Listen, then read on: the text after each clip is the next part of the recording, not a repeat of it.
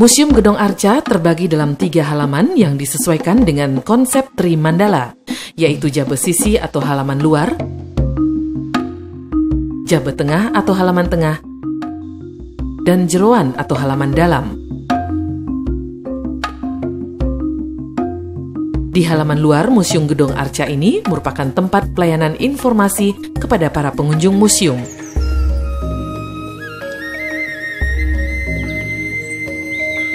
Memasuki halaman tengah, kita dapat menjumpai bangunan-bangunan yang menyimpan berbagai peninggalan purbakala dari zaman prasejarah hingga sejarah.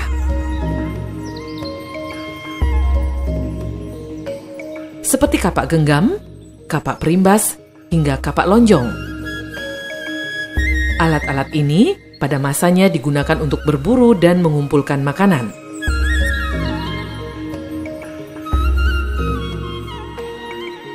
Selain itu, terdapat pula koleksi benda-benda aksesoris berbahan perunggu seperti gelang, cincin, tajak, dan benda lainnya yang merupakan bekal kubur di zaman tersebut. Di halaman tengah ini juga terdapat balai patok, yaitu tempat menyimpan koleksi dari masa sejarah berupa replika arca Betari Mandul, arca Nandi, stupika Candi Pegulingan, prasasti Belanjong, prasasti Candi Tebing Gunung Kawi, dan beberapa buah arca yang berasal dari abad 13 Masehi.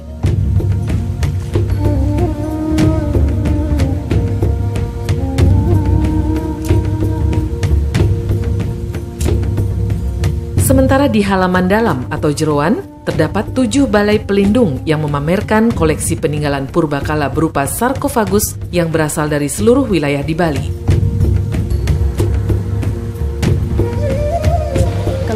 Sarkofagus itu adalah merupakan koleksi unggulan Gedong Arca ini yang berasal dari masa prasejarah, yaitu dari masa perundagian atau megalitik. Sarkofagus ini merupakan peti kubur dari batu. Jadi pada masa prasejarah, sarkofagus ini merupakan alat kubur pada masa itu. Sarkofagus yang terbuat dari batu padas inilah yang merupakan koleksi unggulan Museum Gedong Arca. Sarkofagus merupakan peninggalan masa perundagian atau megalitik. Sarkofagus yang berupa peti batu berfungsi sebagai wadah kubur pada masa prasejarah. Orang-orang yang dikubur dalam sarkofagus pun hanya orang yang memiliki status sosial tinggi seperti kepala suku. Koleksi sarkofagus di museum ini diperkirakan berumur antara 2000 hingga 2500 tahun. Jadi orang-orang yang dikubur di dalam sarkofagus itu adalah orang-orang tertentu, seperti misalnya kepala suku. Jadi hanya orang-orang tertentu saja yang bisa dikubur dengan sarkofagus. Nah, di dalam sarkofagus itu tadi Bapaknya sudah menjelaskan ada aksesoris, ya biasanya yang disebut bekal kubur. Berupa apa biasanya, Bu? Biasanya berupa gelang-gelang dari perunggu, kemudian ada juga cincin, ada juga kalung, dan ada juga tajak perunggu. Ya, dengan adanya sarkofagus ini kita mulai mengenal, pada masa itu mulai mengenal adanya tradisi penghormatan terhadap leluhur. Nah, artinya kan penghormatan kepada orang-orang yang dihormati pada saat itu. Dengan cara meletakkan mereka di dalam sarkofagus. Kemudian ada kepercayaan lahir kembali dengan memberikan bekal-bekal kubur. Kemudian juga ada yang dari Jemberana itu sarkofagus yang berbentuk seperti alat kelamin wanita.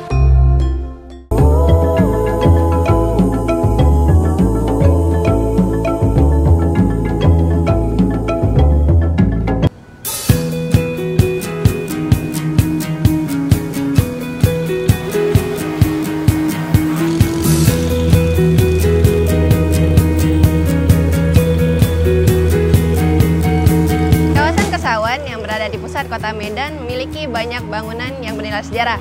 Seperti salah satunya gedung yang berada di pertigaan Jalan Ahmad Yani dan Jalan Balai Kota ini, yaitu Gedung London Sumatera atau Gedung Lonsum.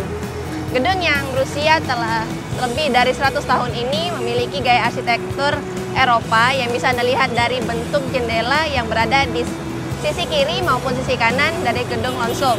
Begitu juga dengan pilar-pilar besar yang berada di pintu masuk gedung ini. Untuk melihat lebih jelas bagaimana interior dari gedung Lonsum, saya akan mengajak Anda untuk melihat ke dalam. Ikuti saya.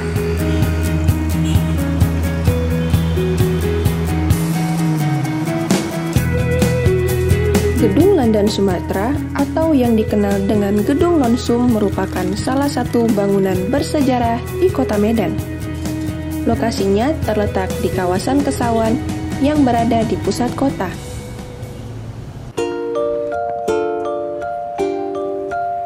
Awal berdirinya Gedung London Sumatra sebagai kantor perdagangan dan perkebunan.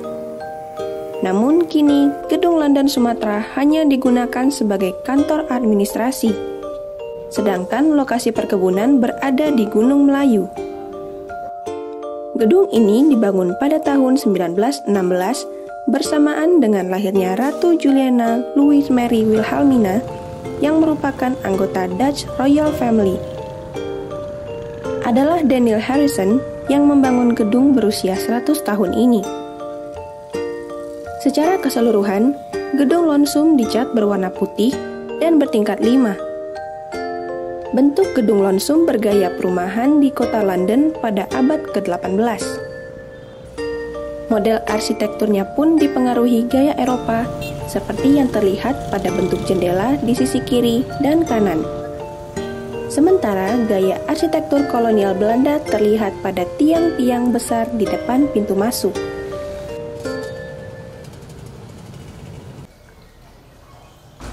Gedung Lonsum juga merupakan gedung pertama di Medan yang menggunakan teknologi lift. Lift berarsitektur kuno ini sangat unik. Pintu lift masih menggunakan jeruji besi berwarna hitam pekat. Interior lift berukuran 1,5 meter dihiasi kayu tebal dengan lampu bulat berada di atasnya. Tidak ada tombol-tombol lantai di dalam lift. Yang ada adalah tuas yang dioperasikan oleh operator lift. Sampai sekarang, seluruh karyawan di Gedung Lonsum masih menggunakan lift buatan Waygood Limited Company ini. Mesin lift berada di lantai dasar, tepat di bawah tangga gedung.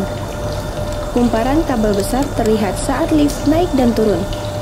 Tentu suara berisik sangat terdengar. Humas Gedung Lonsum mengaku lift ini selalu dirawat seminggu sekali. Sejak pertama kali dibuat hingga saat ini, lift ini baru 1 kali mengganti tali penariknya.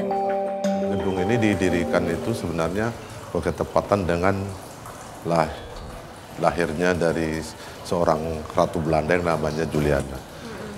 Sebenarnya gedung ini didirikan itu pada tahun 1911, ya. Jadi gedung ini awalnya dijadikan sebagai operasional perusahaan zaman Belanda dulu yang namanya Harrison Crossfield itu di tahun 1911. Sebelumnya mereka berkantor di kebun yang pertama kita di Begerpang tahun 1906. Nah, gedung ini dijadikan aktivitas biasalah dalam hal perkantoran, ya, dalam melakukan aktivitas kegiatan rutinitas sebagai kantor dan memanage semua pekerjaan-pekerjaan dari operasional kebun. Dan kantor ini juga sekarang, gedung ini juga menjadi sebuah kantornya cabang dari PT London Sumatra Indonesia yang sekarang ini, dan masih digunakan aktif. Dan ini juga kita ada beberapa peninggalan dari gedung ini, seperti yang mungkin kita tadi lihat, ada lift yang masih dioperasionalkan. Selain lift antik ini, Gedung Lonsum dari dulu hingga sekarang masih mempertahankan kondisi asli lantai, dinding, pintu, gagang pintu, maupun fasilitas gedung seperti meja besar di ruang rapat.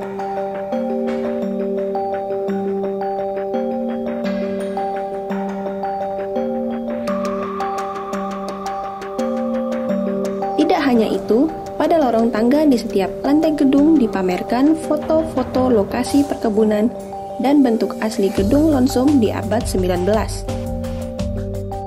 Seiring berjalannya waktu, jumlah karyawan di Gedung Lonsum semakin bertambah. Perusahaan ini kemudian merenovasi bagian dalam gedung untuk menambah ruangan. Renovasi itu dilakukan di tahun 2007. Namun, tentu saja renovasi ini tidak mengubah bentuk maupun esensi dari keaslian Gedung Lonsum.